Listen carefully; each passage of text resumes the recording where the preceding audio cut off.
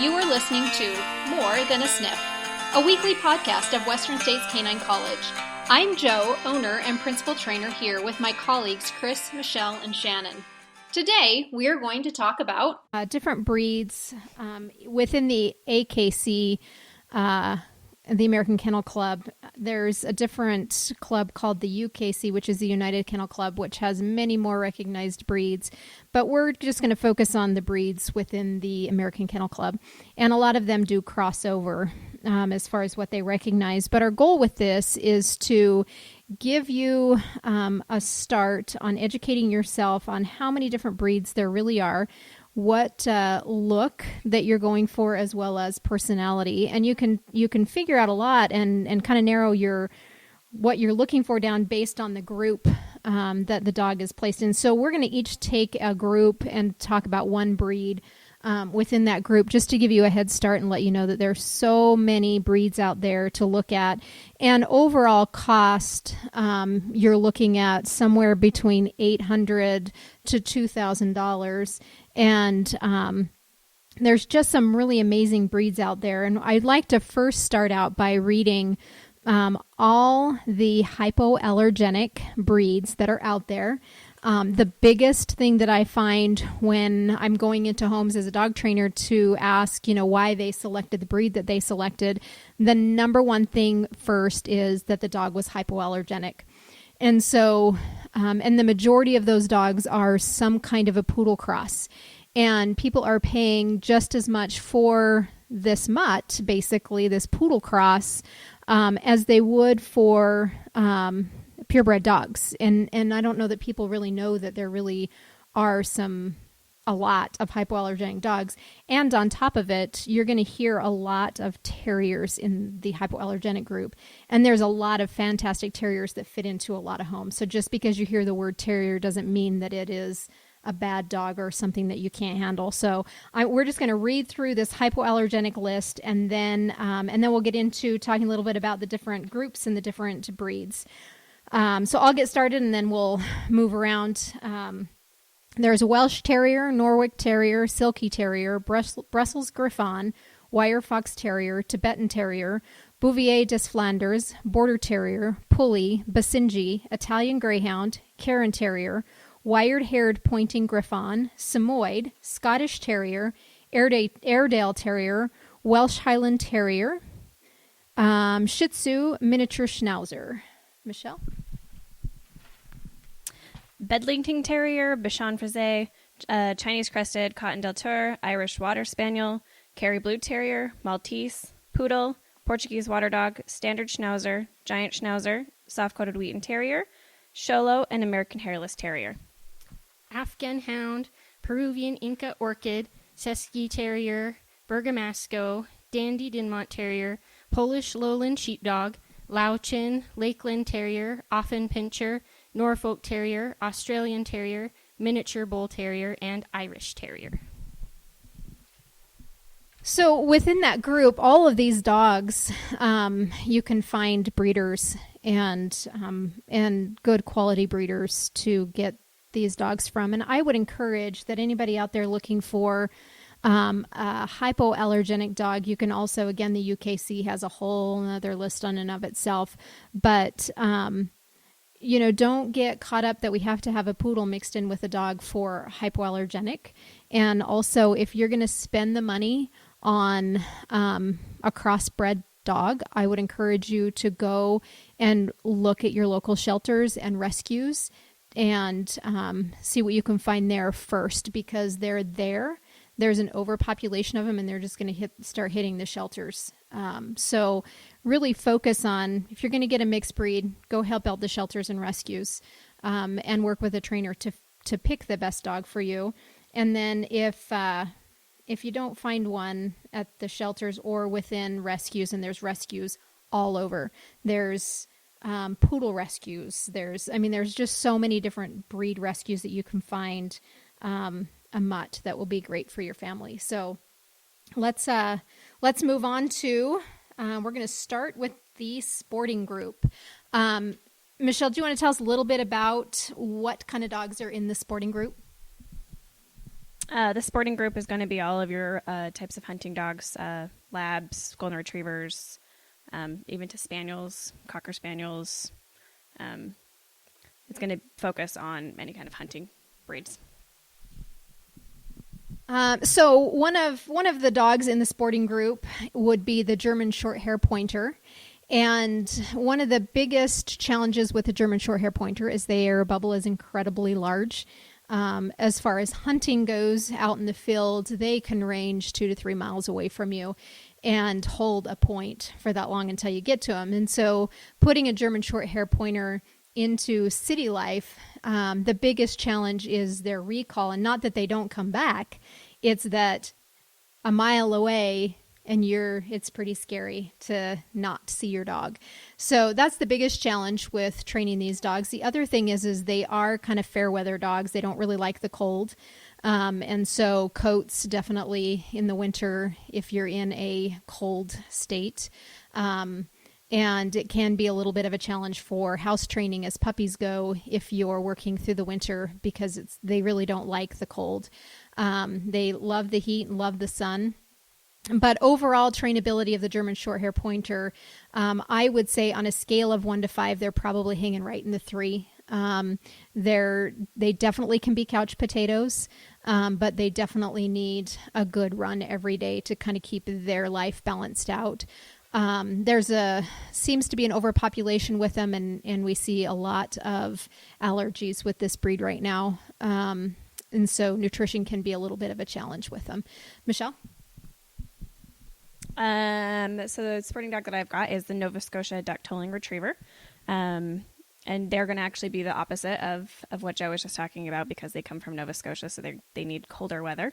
They like the colder weather. They like to swim. They're going to be extremely hyper dogs, but definitely trainable.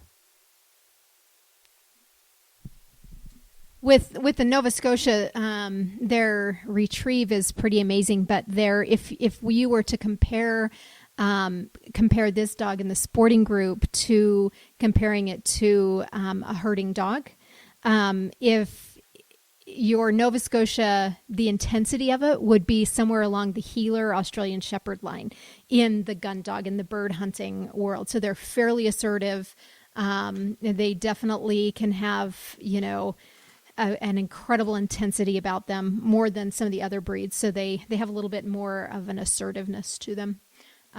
Shannon?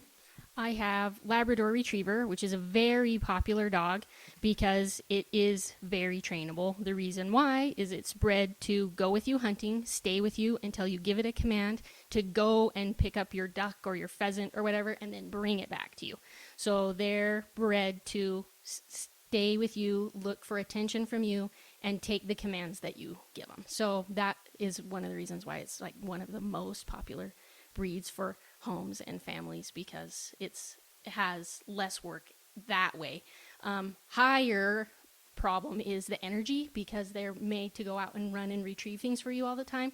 They have a really high energy that you have to give them a job in your home to do to keep them from destroying your house. Yep. Yeah, good. My other sporting dog is the Golden Retriever. And another very popular breed, very loyal, very trainable, but again, out there hunting, out there working. Probably the biggest challenge with the Golden Retriever is they tend to be a little bit more mouthy, a little bit more destructive in the beginning of puppyhood, even more than labs in general. And so making sure that they do have a job. They are incredibly needy, loving, stick by you dogs. And if you don't have a Golden Retriever that is snuggled up next to you all the time, then I would say that there's a training error that needs to be shifted and make sure that connection is there because they really are more so than the Labrador Retriever. They're very squishy, needy dogs overall. The next one is the Terrier group. Shannon, do you want to give us kind of an overview of the Terrier group? Terriers are dogs that are bred to deal with what we would call vermin. So they're made to hunt rats or snakes or whatever kind of vermin animal is a problem in that area. Okay. And what terrier do you have? I have the Norfolk Terrier. It gets confused, I think, a lot with Norwich Terrier because they look really similar. You can remember Norwich because it makes that itch sound. It means that ears stick up, and Norfolk has floppy ears. Other than that, they look the same. So I've never worked with a Norfolk Terrier, but I've known a lot of Norwich Terriers. Okay. It's more popular in Utah, I guess. Yeah. But Terriers have a little bit of, they're made to go away and hunt something and deal with a problem. So they have a lot of mental figure it out for themselves kind of things, which can make it a little harder to train because they're not looking to you for all the direction of what their job is. They have a little bit of problem solving, think it out for themselves things. And so they can appear to be stubborn because they maybe want to do something their own way, the way they figured it out, and not the way that you want them to, the way that you tell them to. Great. My terrier is the American Staffordshire Terrier, and so there's different Staffordshire Terriers, but the American Staffordshire Terrier looks a little bit like some of the crossover of what we call pit bull terriers, but they definitely are a vermin hunting dog, and they actually started using these with Kevlar vests on them in Texas to do pig hunting because they're aggressive enough to handle the pigs, and they are a bigger terrier, and their short coat and their endurance really out hunting pigs, and they're not trained to kill the pigs, but to push and hunt the pigs out. And Texas actually has an incredibly high pig population. So there's, but that's kind of what they've been used for overall. They do some crossbreeding now with them to make them tougher because the pigs are getting tougher. But overall, it is very similar to what we call the pit bull terrier, and they are a terrier. They definitely are intense at times, and when they get in a zone of hunting, they're just like any terrier. They're hunting to kill, not to herd. And so terriers and not being afraid of hearing that word kill, but that's just the intensity that some terriers can have. So you have to understand when you have a terrier, you have a little bit of intensity there, but they actually can be fabulous in the home. Michelle? The terrier I have is the Border Terrier. And I've actually been doing a little bit of research about these little guys recently. And what I've actually found about them is they're a little less feisty than most terriers.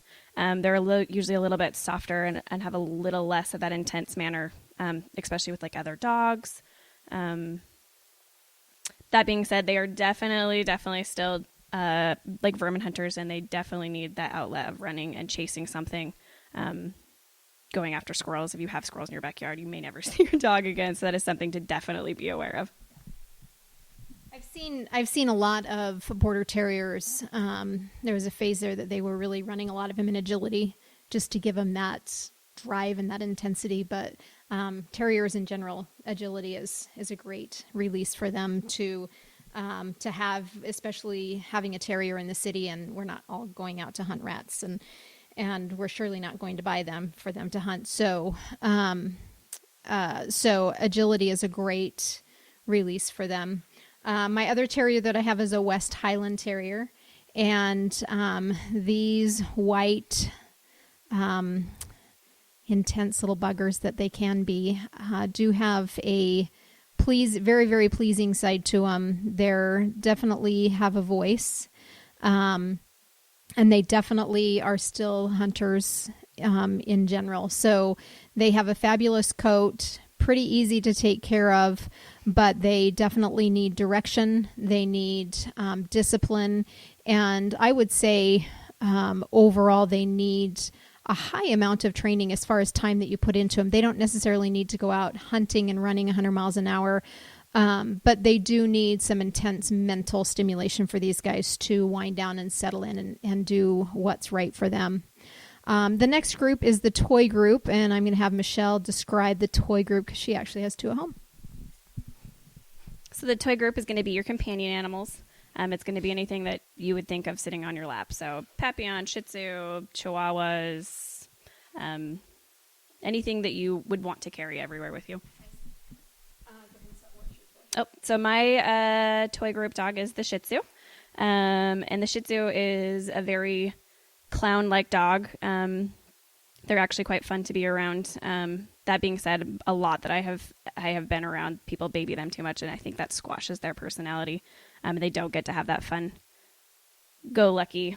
So they're definitely still a dog that needs to be trained. They're harder to potty train and stuff like that, so that's definitely something you need to be aware of. And don't purse them around everywhere, because they really are actually fun little dogs. My toy is a Cavalier King Charles Spaniel, and Michelle has one of those, and she's super fun. But they definitely, probably the biggest training challenge with the Cavalier is house training, and then their ability to problem solve food.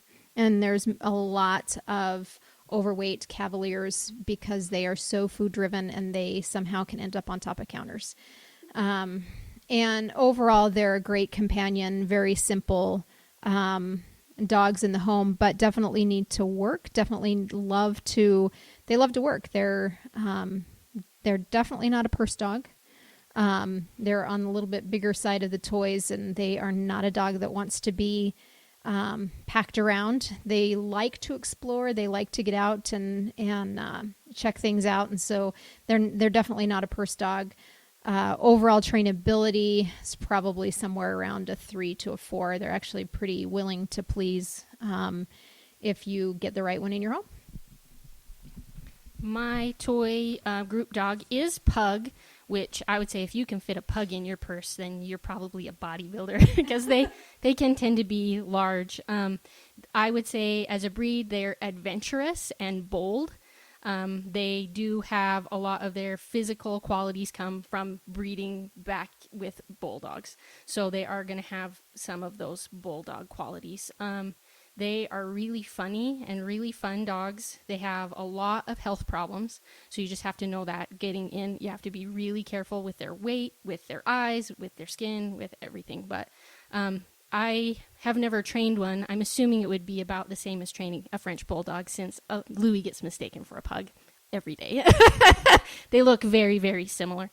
But yeah, I really like them, like as a breed. But I tend to like those kind of dogs. So My other toy, Michelle should have had this list, is the Papillon, and these dogs I have seen the whole gamut. It's funny, a lot of German Shepherd breeders will have Papillons, and they can be a German Shepherd in their own little mind.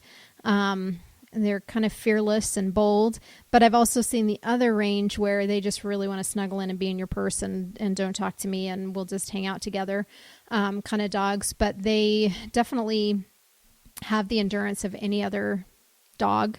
They love to work. But a little bit more on their terms when they're ready to work. They're pretty sturdy overall, but not a dog that should be living in the wilderness because they are just small enough to be scooped up or eaten. So definitely with the Papillons, they have a desire to please. They have a desire to work, but they also are fine as they mature.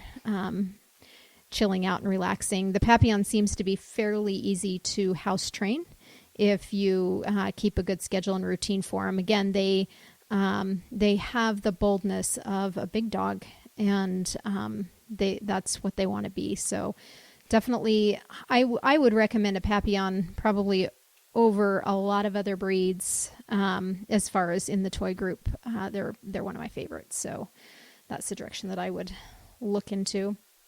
The next group is the working group. Michelle, what do you have? I have the Akita, and the Akita is not a dog I would ever recommend to a first-time dog owner. They're definitely bold and hard to work with. They're a very dominant breed. That being said, I think they're also extremely loyal. So if you get to that point with them that you are ready to work with them all the time, they actually can be extremely loyal. Good dogs. I have the Chinook. They're a big dog. Oh, I guess not giant, but they're a medium dog. They actually are a sled dog, bred out of New Hampshire. So New Hampshire is their home state for them. They have a strong desire to work. They don't have as they're not as destructive as and they're not as vocal as your huskies and malamutes. They kind of look like a mutt. And in the Iditarod, there is actually quite a few Chinook cross looking, but they do look like a mutt, kind of maybe like a German Shepherd cross with floppy ears. But definitely, if you're looking at a husky or a malamute, you may want to look into the Chinook because they definitely are a little bit more level dog. Don't have the wolfy look to them at all. But overall great dog, and definitely a medium dog that I would recommend even to first time dog owners, because they do a first time outdoorsy dog owner that wants to get out with their dogs, they're a bit more loyal and not as free roaming as your huskies or malamutes are. So actually a really balanced dog overall in the working group. My working dog is Bernese Mountain Dog, which were originally bred actually to pull carts. They are one of the giant breed dogs, like with Newfoundland, Saint Bernard. I think as far as those types of dogs go, Bernese Mountain Dog has the least problems with grooming, like the easiest to groom, let's say that.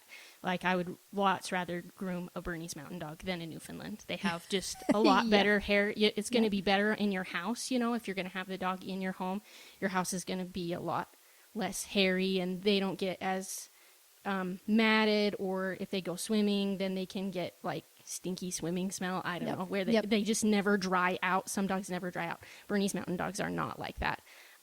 They have a very lovely personality, I would say similar to that of a retrieving style dog. But with any kind of giant breed dog, you want to get on board training them really I don't want to say intensely, but constructively from the time they're a tiny puppy, because they're quickly going to be a very large dog very quickly, and you don't want to be trying to manage out of control bad behavior in a giant dog. So if you manage that when they're small, they are just, you know, grow up into a really lovely, attentive family dog. Great. My other working group dog is the Leonberger.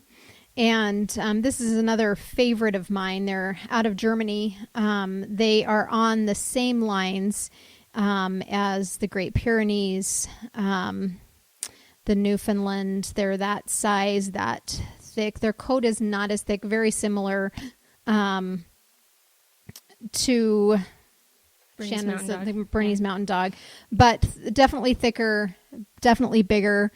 So if you're looking in that genre of dogs, I would definitely go Leonberger before I would go St. Bernard, Pyrenees, or Newfoundland. They're very lovable. They're fairly unproductive. They enjoy life at a very much slower pace. They're not as intense of a breed overall. But they do require some good training behind them, because they have such a working mind to them, more so than the St. Bernard or the Newfoundland.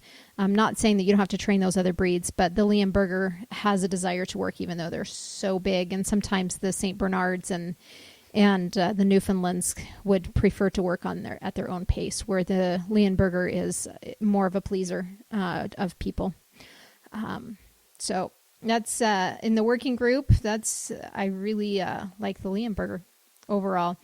Our next is the hounds. Oh, the hounds. They can talk. And Michelle, what hound do you have? I have the Portuguese Padingo. I've never even heard of this breed until today. But looking it up, it's a sight hound. So there's two different types of hounds. There's scent hound and a sight hound. The sight hounds are going to be more visual. They're hunting with their eyes instead of their nose. So with those types of breeds, you definitely have to be more aware that they're going to take off running after stuff, training them with a good recall. Most sight hounds I know are fairly lazy, but they have to have that outlet that they get to chase something. So just be aware of that. I had to throw that one in because I didn't know what it was either. My hound is the Afghan hound, and boy, if you like hair, this is the breed. And they're actually fairly quiet overall. Sight hounds tend to be less vocal than our smelling hounds. But with the Afghan hounds, it's definitely, boy, if you're going to get a recall, you better get that recall early. And you will constantly work on it because they will see things that you don't see.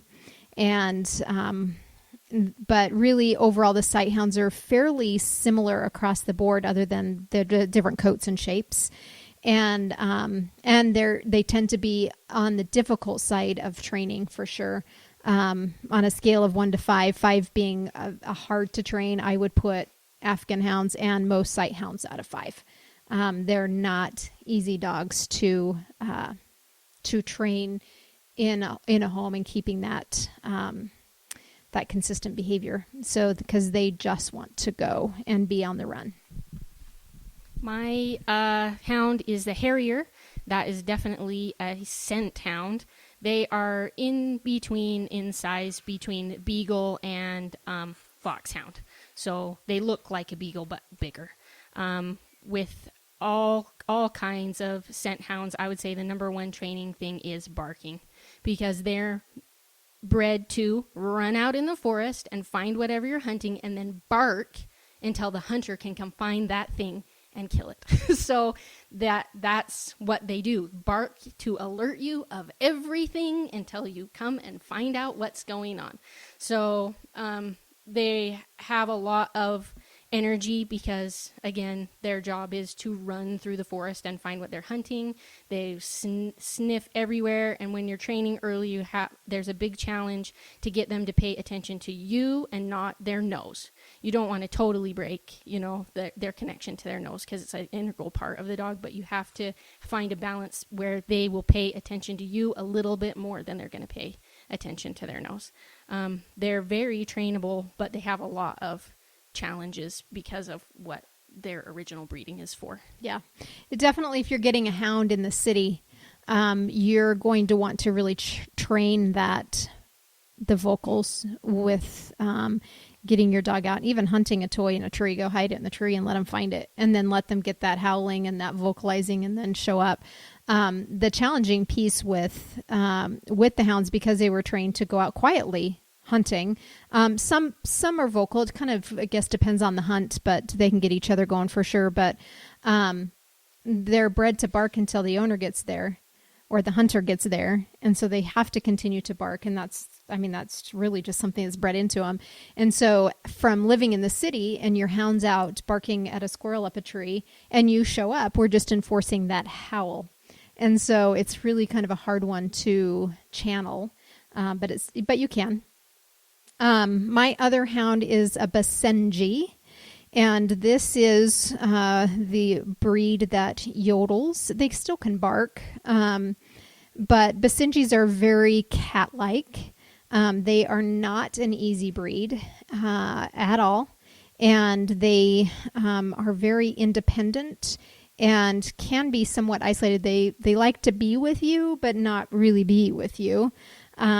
And so a Basenji definitely is not a first-time dog owner dog that I would recommend. There's some hounds that, people will do just fine with as far as first-time dog owners. But the Basenji is small, quiet more than any other hound. But definitely if you're looking for a dog to get up and snuggle with you and have a connection, they're not... They like to entertain themselves and do their own thing with you there in the environment, but not necessarily with you. They're probably the least connected breed that I know of overall to people. So definitely cat-like and kind of on their own agenda. Let's head into the non-sporting. The non-sportings are super fun, I think, overall. if I was picking a breed, I would probably start in the non-sporting group. And I'm not quite sure, other than they probably have the most dogs in there that I like. They're fairly neutral overall, meaning they all still were bred for a purpose. Dogs are bred for a purpose, but it's not so hardcore like our sporting group and our terrier group, and so they're fairly balanced dogs overall. My non-sporting dog is the Xolo, which is the Mexican hairless, and there is 3 different sizes, small, medium, and large. Yes, hairless, and you have to get used to the look of a hairless dog, but personality like no other. They definitely are a family-oriented dog, not just one person dog in the family. And I would say probably their biggest challenge with the Xolo is they can be protective, and they have a weird bark. So they're definitely a little bit more vocal, a little bit more intense, but overall a great family dog. My non-sporting dog is a bulldog. And bulldogs can be some of the hardest dogs, and they can be some of the laziest, best dogs. They are in a very strange way, hyper, but not in the way that you need to take them out running, because they physically cannot do that. So they're a very interesting breed that way. It's going to be more games and stuff like that. You're going to play with them to get that energy out. They love being with their people. They can be extremely stubborn. Training with them is so important to begin with. Just on that note, just giving a little shout out that I guess one of our favorite bulldogs in the WS K9CO family, Sledge, he was 6 and he died this last week of a tumor. But he, man, they can be fabulous if you put the time into them. I mean, really putting the effort into those dogs, and Sledge's owner really put a lot into him and all the tricks that he knew. Definitely not a endurance dog, but for sure he loved the games and the tricks. So just a little shout out to our Sledge. My non-sporting dog is Coton de Tulier. I know one. They're a white, fluffy dog, definitely more on the companion side of the non-sporting group.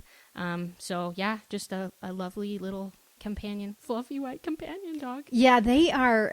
They're super fun, actually. Yeah. We had one come in, through for board and train, and he's fabulous. She's put a lot of work into him.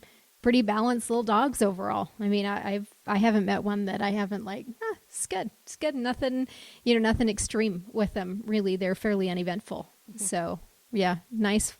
Sometimes people mistake them as Bichons, yeah. But they have straighter hair overall. So pretty good little ones. My other non-sporting is the Lauchen. They're small with lots of personality, and their typical cut is like a lion, and they do kind of strut around like a lion, but they're full of personality. Great little dogs, very similar to the Cottons. They've got a lot of hair, similar to the Briard hair, but fairly uneventful, easy to train. And they're really level dogs. And so I guess that's, as you hear us talking about the non-sporting group, they really are kind of fun first-time dog owner dogs overall. So, get in there and dig into the non-sporting group, because there's a lot. And overall, in general, if you put the time into them, your non-sportings, you're not going to have some funky little drives that you have to worry about too much with the breed overall. Definitely the Lauchen is a higher grooming dog. And they're probably the size of, they should be border collie-ish size or smaller, just to kind of give you an idea. They're not overly popular, but there are quite a few breeders out there. So definitely a fun breed. The last of the 7 groups is the herding group. And I would say probably overall from a training standpoint and a dog trainer standpoint, boy, the herding dogs are easy for dog trainers. And we typically have herding dogs. So it's kind of funny to just kind of think about all the groups and all the dogs that there are and how dog trainers tend to lean the way of herding dogs as far as their own personal dogs. So it's kind of funny. My first herding dog is the Belgian Malinois, and they do use these in law enforcement a lot. They're very intense, hardworking dogs. I don't know of a ranch out there that's going to put a Belgian Malinois on their herd. They're incredibly intense, incredibly defense driven with a high prey drive. But they are in the herding group, and definitely not a first-time dog owner at all breed. And definitely if you're going to get one, you better be prepared to give it a job and an intense job at that. They are not dogs to just hang out, and they're not dogs to just go for a good run and be fine. They definitely need a job and a fairly intense job at that. So, Michelle, what do you have? So my herding dog is the German Shepherd. And it's definitely a dog that needs to be worked and have a job as well. I think the biggest thing people need to know about German Shepherds is they're very protective and very almost whiny.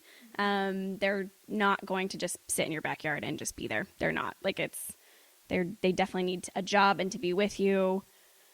They can be intense. Something else I think people really need to look out for in this country is health with the German Shepherds right now.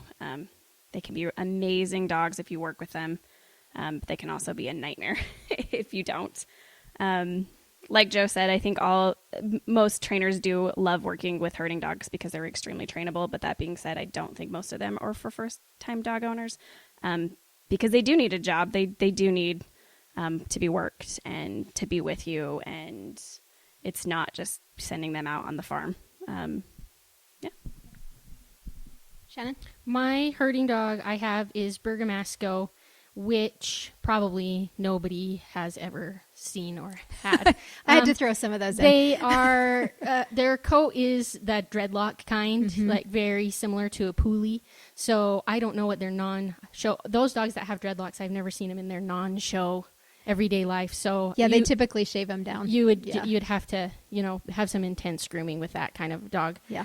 So I don't really know anything about their personality, but I think as far as other herding dogs go, if you are a mom that has one, as a family dog, you can teach them some fun things like to pick up your kids' toys or to pick up the laundry and put it in the laundry hamper. Yep. So there's jobs that you can give the dog that are a part of your life.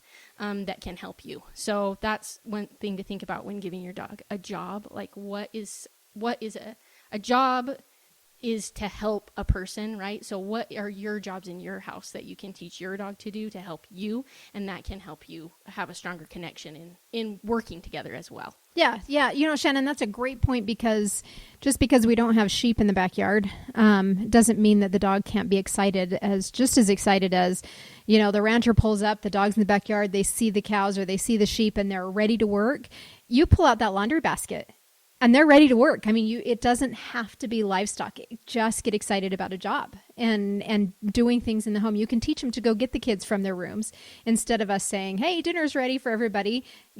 Assign them that, hey, when the table's set, it's the dog's job to, as they're waiting for the table to be set, that now they have to go get everybody for dinner. I mean, there's so many things that you can do. And definitely in the herding world, no matter what breed that you get, they need to have stuff to do for sure.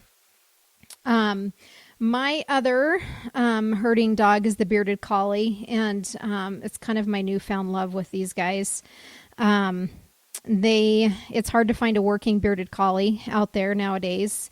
But they're definitely, funny enough, they're definitely along the lines of the Lauchen as far as the looks go and the hair. Definitely along the lines of the Briard, but not as intense. They're a softer dog. Definitely not one that you would put out with the cattle, but sheepdog direction, a little bit softer, a little bit more intimate with sheep than with the cattle. But overall, a balanced, I mean, really you can compare them to a soft working border collie in general, but the coat is definitely a factor in that. And working cows is definitely much more messy than working sheep. So I can see why their coat is probably better for sheep stuff than cattle. But they do have hair. You can shave them down if you need to as far as working goes, or just being in the house in general. You don't have to maintain that brushing and keeping the mats out versus just getting them shaved down, and they'll do just fine that way. But overall, Shannon, what do you think everything has in common with all 7 of these groups? They all have some kind of job. Yep. They're bred for a specific job, and you have to take that into account when you go and pick out a dog. If you live in a tiny apartment where your landlord doesn't like noise, don't go get a hound. Right. So you have to look at what was the purpose for this dog to behave that way and try and match how that will go with your life. And that's like the first step of making the dog fit into your family and into your life a little bit easier, so you don't have to battle a lot of things when you're training. Right. Michelle, what do you feel like overall, can any dog fit in any home? Can any dog fit in any home? No. That being said, I think there are ways to work around stuff, but like Shannon said, I really feel half the battle is getting the right dog in the right home to begin with, and then you don't have those problems. Like she said, hounds probably shouldn't be in apartments. Herding dogs probably shouldn't be in apartments because they need to run. But that being said, Papillons, like Joe said earlier, probably not be in a backyard that there could be owls and mountain lions and such things like that. So yeah, I think half of the battle is finding the right dog for you. I know a lot of people want to go just on looks, and I know it's really important to everybody. I mean, you have to like the way your dog looks, but as we've shown here, that there are several different looking dogs in each of these categories. So don't get stuck on just even if you do have to have a hypoallergenic dog, I guarantee you we could find a hypoallergenic dog in any of these groups.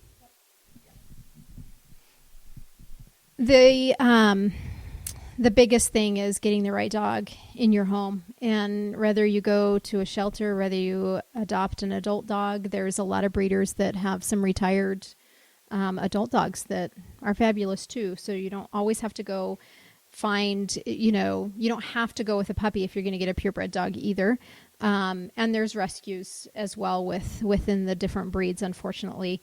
But work with the trainer in picking the right dog. If you have a certain look in mind, there definitely is a breed out there, and there's definitely a personality out there that will fit. Not every dog. If we took a litter of border collies and we had 7 puppies, you're probably going to get 4 that are going to be intense herders. And then there's probably only going to be 1 that's strong enough to work with cows. And then the rest of the litter will fit in a good family home that the intensity isn't as strong. So just because you're looking at a certain breed, but you're nervous about the breed characteristics, you can find the right personality within that breed. May take a little bit of time, but finding the right personality in your home is the next step from the looks. So get out there, research, do some digging. And again, don't be afraid to look at the shelters and the rescue groups, and even online. They all need a home. But working with a good trainer to help you find the right dog at the end of the day is the most important through your journey with your dog. Thanks. Thank you for listening. If you want to know more about us and our services, please visit our website at www.wsk9co.com. And as always, we urge you to get out and train.